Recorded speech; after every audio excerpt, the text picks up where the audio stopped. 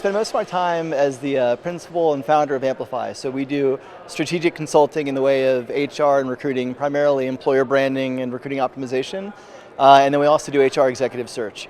So those are kind of my two main focuses with Amplify. And then about 3 years ago, I also co-founded an initiative called HR Open Source.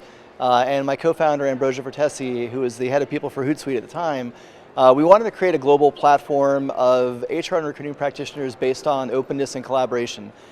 We felt that there was a real kind of void in resources and tools and platforms really focused around the future of work and modern and emerging HR and recruiting practices.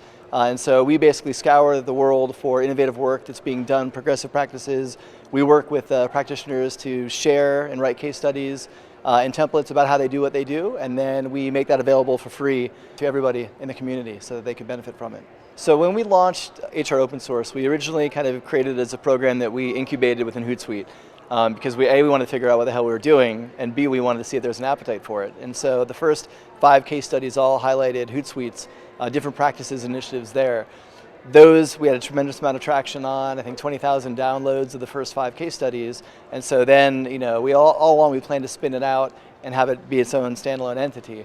And so now we've grown the community to over 5,000 practitioners from over 70 countries all around the world, and basically work with them to help them solve the complex challenges that an HR and recruiting practitioner faces today.